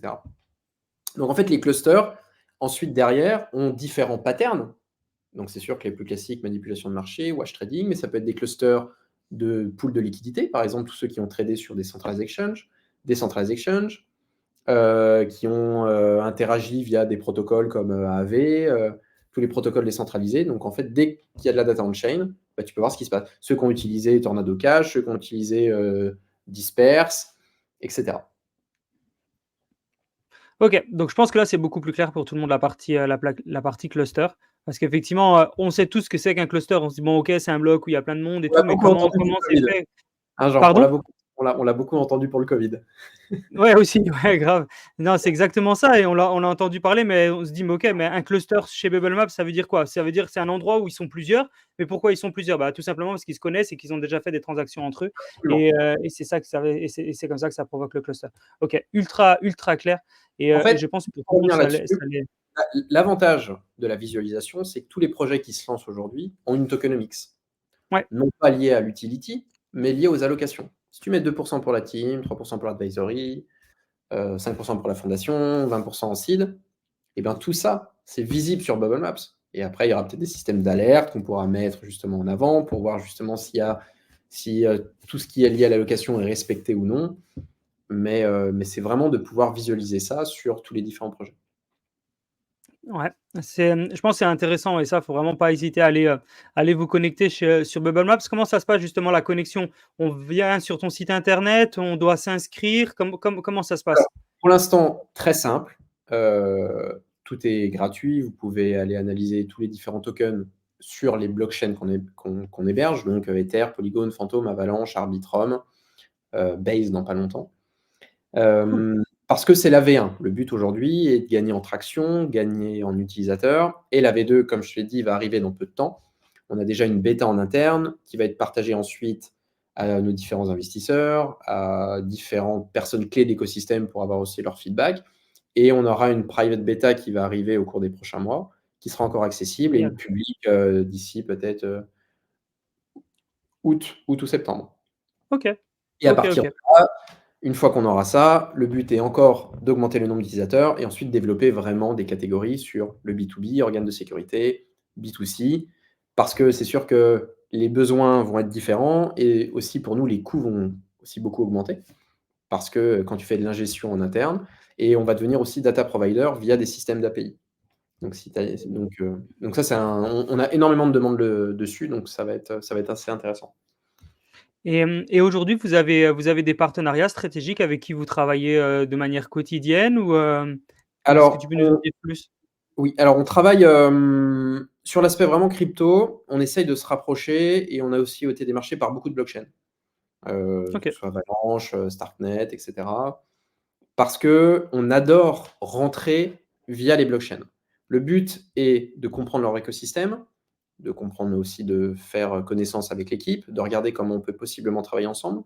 Parce que ces blockchains aujourd'hui ont un réel besoin justement via des blocs Explorer, mais surtout aussi via des outils d'analyse on-chain. Parce que tous les Totalement. utilisateurs de la blockchain ont envie de voir qu'est-ce qui se passe. Et il y a des blockchains qui me disent, voilà, je veux Bubble Maps sur ma blockchain parce qu'il y a énormément de projets qui sont en train d'être créés et on a envie. Donc ça, c'est aussi un axe de business relativement important. Et dès qu'on travaille avec ces gens-là, le but est de travailler aussi sur une paire, donc une public relation en symbiose, où on va pouvoir parler comme quoi nous, on est directement, enfin, on est intégré sur cette blockchain. Eux vont pouvoir aussi communiquer sur nous. Et derrière, c'est très simple de contacter tous les projets qui ont build dessus, parce qu'on a souvent des Ouais, c'est intros clair. par la blockchain. Donc, on arrive à reach facilement, à proposer nos services, et c'est beaucoup plus simple comme ça. Donc, c'est sûr que s'il y a vraiment des Ethereum, on est en contact avec personne. Bitcoin, on est en contact avec personne. Mais sur tout le reste, que ce soit Polygon, Solana, Base, BNB Chain, c'est des gens avec qui on a l'habitude d'être en relation. Aptos qui va aussi arriver. Donc non, non, il y a beaucoup de choses qui sont en train d'être créées via ces blockchains-là. Et au final, incroyablement surpris avec le nombre d'L2 aussi qui est en train d'être créé. J'ai une question par rapport à ça. Donc là, on parle beaucoup des blockchains. Est-ce que si je suis un projet, je crée moi-même mon token sur une blockchain, est-ce que je peux être listé chez Bubble Maps? Pourquoi? Parce que ça pourrait être dans le futur une preuve, bah, justement que c'est pas un scam, une preuve de bonne foi, etc. En disant, bah regardez, moi, je suis chez Bubble Maps. Est-ce que Bien c'est sûr. quelque chose qui pourrait Bah, arriver? la vision de base de Bubble Maps restera toujours C'était gratuite. C'est-à-dire ouais. que tu pourras toujours avoir ça. Par contre, après, avec toute la data historique, le Big Bang, pouvoir vraiment recommencer tout depuis la genèse pour faire vraiment un travail approfondi, ça peut être pour des enquêteurs, ça peut être aussi pour des sociétés, hein. Des fois, tu as des tokens qui sont créés au sein des sociétés et ils ont envie d'avoir un report sur qu'est-ce qui s'est passé, etc., Mmh. auprès des régulateurs et tout. Ça, ce sera toujours possible, mais ce sera de manière automatique. Donc, c'est-à-dire que tu n'auras même pas OK, besoin de nous démarcher. Par contre, après, si des gens veulent certaines features ou des choses comme ça, on pourra regarder. Mais en tout cas, l'accessibilité aux tokens sur une vision de base de top 150 holders, top 500 holders, en live, parce qu'après on sera en live, ce sera accessible par tout le monde. Parce qu'il nous faut toujours des utilisateurs gratuits sur une plateforme comme la nôtre. On n'a pas du tout envie de passer sur un modèle full payant. On va perdre en traction. OK. C'est ultra clair. J'ai une autre question. Est-ce que chez Bubble Map, vous avez besoin d'une régulation? Bon, moi, je pense que je connais la réponse, mais est-ce que vous êtes régulé? Est-ce que vous avez déjà des demandes des régulateurs qui vous disent réguler, enfin, faudra être régulé dans le prochain, je sais pas, dans les prochains mois, dans les prochaines années ou c'est pas du Avec tout? Mika qui va rentrer. Alors, en fait, Bubble Maps, c'est vraiment une boîte de software, c'est une boîte de C'est logiciels. ça? Donc en fait, c'est très simple. Il n'y a aucune régulation, on vient juste récupérer la data et on la montre et ensuite on vend ces services-là à différents organes. Donc non, heureusement. Non, mais c'est bien parce que c'est moins compliqué, puis ça prouve aussi que vous avez pas le même intérêt. C'est-à-dire que vous avez pas vous créez pas des tokens, vous vendez pas des tokens, enfin voilà, vous êtes juste là pour montrer ce qui se passe. Vous êtes vraiment une partie tech pure. Dans des moments où on est une partie tech pure, bah, on n'a pas le besoin forcément d'être régulé. Hem, est-ce Alors qu'on peut parler un il y a un projet de token ouais? pour Bubble Maps. Aujourd'hui, Ah c'est public.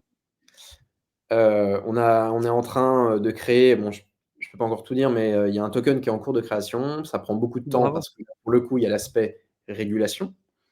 Et on split l'aspect business de l'aspect token. Le but n'est pas de créer un OK. token pour le vendre et potentiellement récupérer de l'argent sur le long terme, ça ne marche pas. Aujourd'hui, toutes les boîtes dans le monde de la crypto qui arrivent justement à trouver un équilibre parfait, c'est des boîtes qui font de l'argent en fiat ou en crypto standard sur les modèles économiques qu'elles ont prévus. Tu vois, par exemple, un Link ou un Uniswap ou des choses comme ça.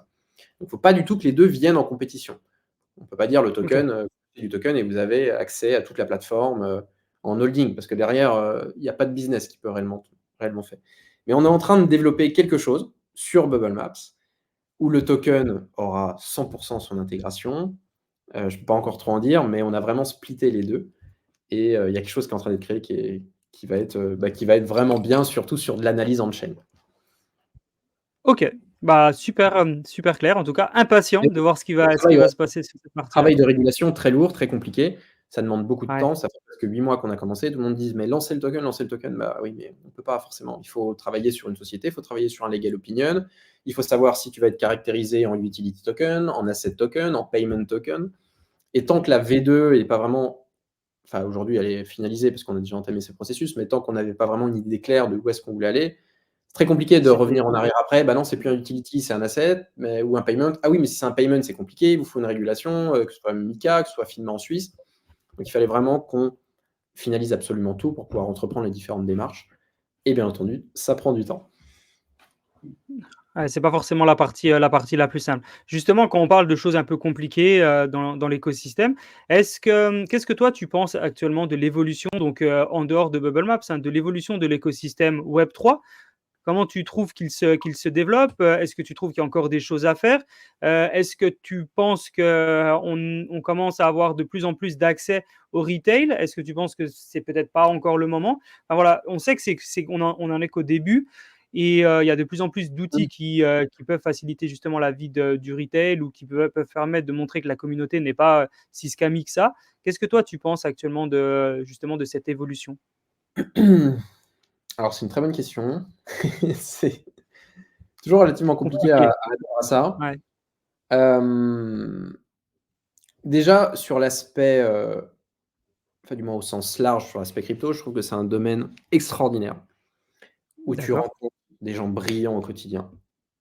C'est un monde qui va très vite, qui est très smart, où tu apprends beaucoup et tu apprends aussi des choses de la vie standard et ça t'apprend des notions d'économie, des notions de finance et pour moi, c'est, à l'heure d'aujourd'hui, l'un des écosystèmes les plus pétillants. Certes, c'est très fatigant parce que du coup, il faut toujours être à 100, surtout quand tu as un projet pour pouvoir le développer, mais j'aurais énormément de mal de revenir dans un monde un peu plus standard. Et la crypto, je trouve que ça m'apporte énormément parce que c'est un domaine qui est incroyable et aujourd'hui, j'ai été piqué à ça. Ensuite, sur l'aspect développement, adoption, bon, c'est sûr qu'il y a Bitcoin qui est vraiment une entité à part, hein, qui est vraiment un stockage, une valeur refuge en numérique. Avec la validation des ETF, c'est sûr que ça a montré un engouement des grosses plateformes, même si elles n'ont pas attendu d'avoir l'ETF pour acheter du BTC. C'est sûr. Ça a fait beaucoup parler. Peut-être qu'il y aura un ETF après sur d'autres cryptos tels qu'Ether et tout. Il y a beaucoup de spéculations là-dessus. Mais bon, voilà. BTC est vraiment dans son coin. C'est la crypto la plus solide aujourd'hui, qui résiste aux attaques étatiques, où on possède réellement son argent. Même si ça met en exergue beaucoup de questions, parce que posséder réellement son argent, c'est très compliqué.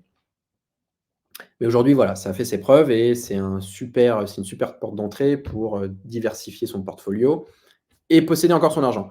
Quand tu repars sur la DeFi, qui est complètement différent avec Ether et tout ce qui est développé dessus, c'est sûr que oui. Aujourd'hui, c'est encore un terrain de jeu qui n'est pas du tout abouti, il se passe plein de choses. Ça a mis en évidence aussi qu'Internet n'était pas du tout sécurisé, parce qu'à l'époque des Mmh. hackers, au final, qui travaillaient sur le vol de CB ou du ransomware ou plein d'autres choses, oui, c'est des gens qui gagnaient de l'argent, mais aujourd'hui, les black hats, on va dire, avec des grosses compétences, ça arrive à partir avec 50 millions, 100 millions, 200 millions, un claquement de doigts. Ouais, Alors, c'est vrai. donc ça a mis vraiment en exergue ça, qu'Internet n'était pas tant sécurisé que ça. Et aujourd'hui, on est des utilisateurs de la DeFi au quotidien et je suis terrorisé à l'utiliser. Parce que tu es toujours OK. à un clic d'absolument tout perdre. Quand tu te connectes sur Uniswap, est-ce que tu es sûr d'être sur Uniswap? Est-ce que tu te connectes sur ton MetaMask et est-ce que tu es sûr d'être sur ton MetaMask? Est-ce Alors que que tu tu as des envoies la bonne adresse? voilà, exactement. Et je trouve que c'est un écosystème d'une complexité extrême. L'adoption de masse n'est pas près d'arriver là-dessus, parce qu'il y a Totalement. encore énormément de travail à faire. Il y a beaucoup de choses qui sont en train de développer avec les nouvelles narratives, du real world asset, et cetera. C'est un monde, c'est sûr que nous, c'est de la data on-chain, donc c'est vraiment sur tous les protocoles décentralisés. Mais c'est tellement dangereux. C'est incroyable. Tu es à 2 doigts de te faire perdre, de te faire drain ton wallet. Donc voilà, pour conclure là-dessus, écosystème, ben, qui est pas du tout mature. L'adoption de masse n'est pas pour aujourd'hui, mais il y a énormément de boîtes qui ont levé des fonds, qui sont en train de créer quelque chose et Ouais. forcément ça va aboutir. Mais c'est quelque chose qui va demander encore du temps, contrairement à Bitcoin qui est vraiment différent, sur ce créneau-là. Je Mais comprends. hâte de voir ce qui va se passer. On entend beaucoup de parler, de différents, tokenisations, enfin tout le monde veut tout tokeniser aujourd'hui. Mais c'est très centralisé cette méthode-là, c'est-à-dire que c'est des boîtes régulées, qui vont peut-être passer par des protocoles décentralisés pour s'échanger, les titres de propriété, mais ces gens-là détiennent absolument tout.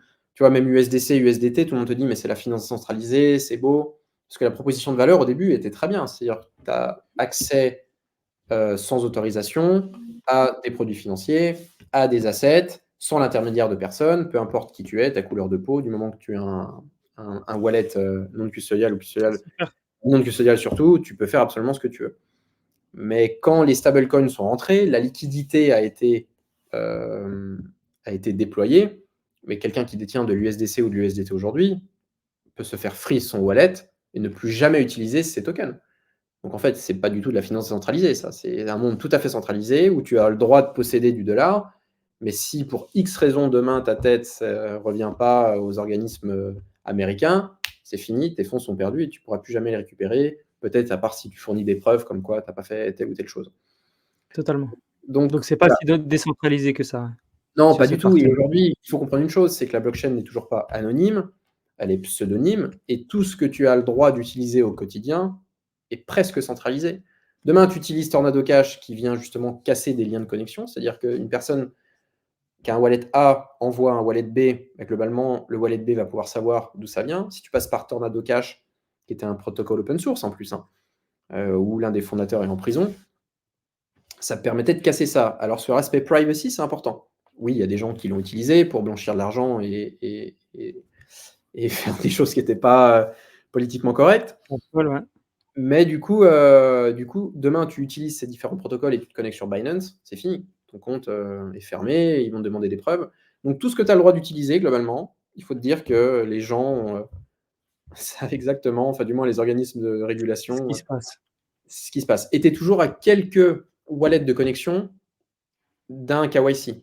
Tu vois, par exemple, aujourd'hui, tu as un Binance, tu envoies de l'argent sur ton MetaMask, tu le renvoies à un autre, tu le renvoies à un autre, mais des fois, tu es souvent à quelques degrés de connexion d'un centralized exchange.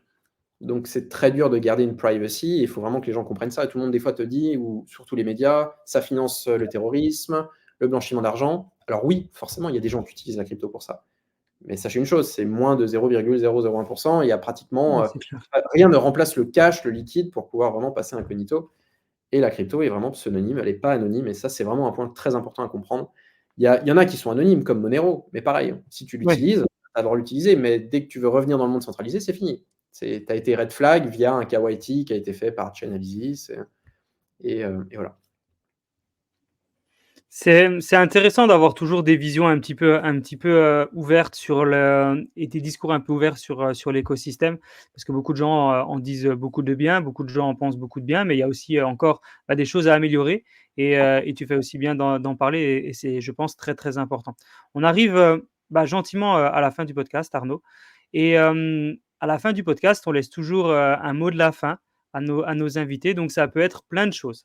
Le mot de la fin, ça peut être une anecdote, ça peut être une autre histoire que tu nous as pas racontée, ça peut être un sujet que tu voulais aborder dans ce podcast et que tu voulais partager à la communauté on n'est pas venu dessus.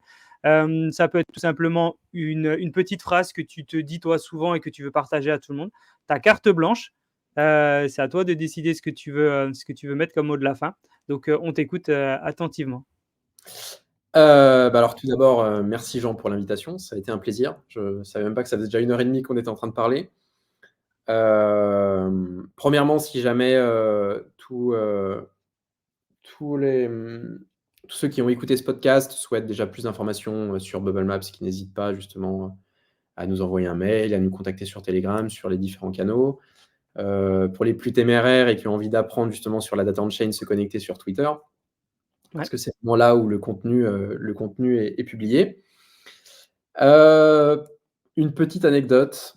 Alors, ça va être une anecdote liée à Nicolas, mais qui nous a tous impactés.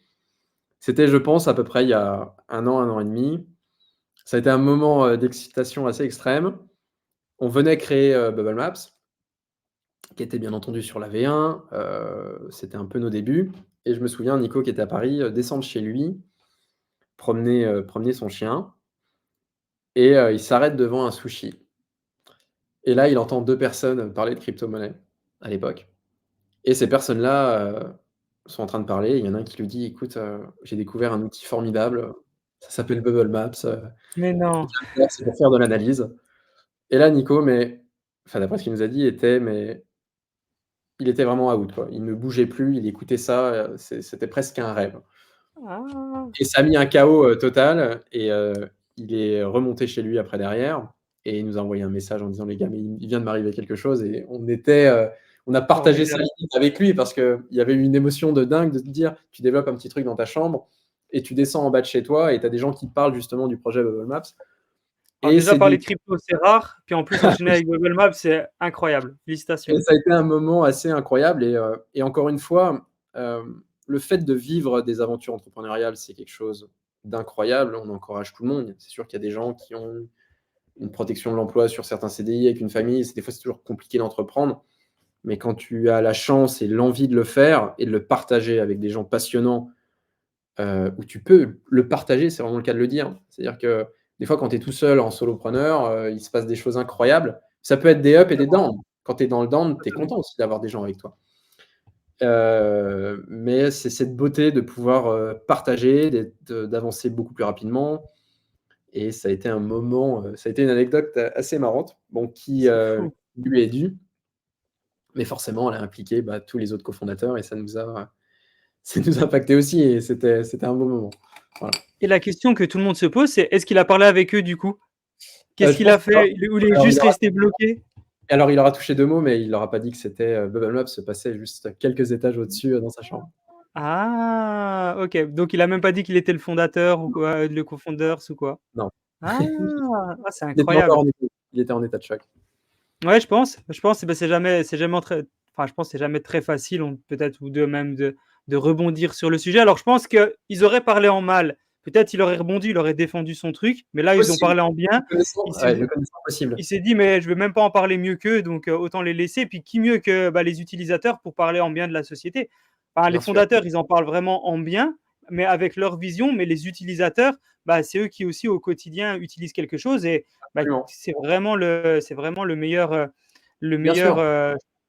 bon, enfin, ouais, la meilleure notation, le meilleur, feedback qu'on peut avoir, quoi. Ah oui, C'est juste la crypto, incroyable. c'est tellement niche, c'est tellement deep, ça reste quand même, Tellement, quelque chose que tu regardes sur un écran et des totalement. fois, de sortir de chez toi, tu as l'impression de re-rentrer dans le monde standard, et de voir des gens parler, ben, c'est quelque chose qui prend vie dans le monde réel Ouais, c'est clair, c'est clair. et là, tu te prends un coup parce que quand tu sors de tes canaux Telegram, et tu entends des gens en parler, ça a été un choc. Mais c'est des beaux moments après des anecdotes comme ça, je pense que j'en ai plein, mais j'en ai pas qui me viennent vraiment à l'esprit. Mais Ouais, celle-là, bah, ouais, c'est sûr. a été importante. Ouais, puis en plus, c'est une des premières en fait, c'est surtout ça qui est la force, c'est que c'était tout au début. C'est après maintenant des anecdotes, tu vas en avoir tous les jours, c'est sûr, mais celle-là, c'était la première parce que c'était le début, la création et tout, bah, à aucun moment tu peux t'en entendre parler. Si demain, toi, tu vas à la boulangerie, tu vas récupérer ton pain, puis devant toi, alors que Bubble Maps est en train d'exploser depuis un bon moment, tu entends parler de Bubble Maps, ça va te faire plaisir, mais ça va peut-être pas te toucher autant qu'à l'époque, enfin Il y avait l'excitation c'est du début, incroyable, un peu comme les premiers les premiers c'est amours, fou. tu vois ce que je veux dire? Ah, c'est fou. Bah, félicitations en tout cas. C'est vraiment très, très, très, très intéressant. Bah, vraiment Arnaud, c'était un plaisir de te recevoir dans ce podcast. J'avais encore plein de sujets à voir avec toi. On n'aura pas le temps de tous les traiter aujourd'hui. Bah, au pire, on fera un Pour la podcast. V2. Je pense que Oh, ce serait très ouais, intéressant de faire la V2 avec possiblement peut-être un tellement, partage d'écran et qu'on totalement, revienne un peu deep sur la data on chain. Peut-être que tellement. ce truc a été plus sur une introduction, bah, de l'entrepreneuriat, du monde de la crypto et après je pense qu'on rentrera un peu plus dans le deep. Mais avec plaisir, on fera Profondeur, ça ouais. sur la V2. Ouais, puis on fera aussi un visuel de ce que fait Bubble Maps et tout, Bien sûr. utilisé par toi et je pense que ça va être vraiment très intéressant avec la V2 en plus, avec grand plaisir. Comme ça, on finira les questions, puis on continuera, de voir toutes les autres choses. Parfait. C'était vraiment un Vendu. plaisir Arnaud. Encore bravo pour tout ce que tu fais avec tes C'est gentil. cofondateurs. Bravo Merci. pour Bubble Maps, c'est vraiment fort. Félicitations, puis, voilà, force à vous À la pour la prochaine. suite Ça marche. et et vraiment juste force à vous. À Merci. très vite Arnaud. Merci À tout le beaucoup. monde. Ciao.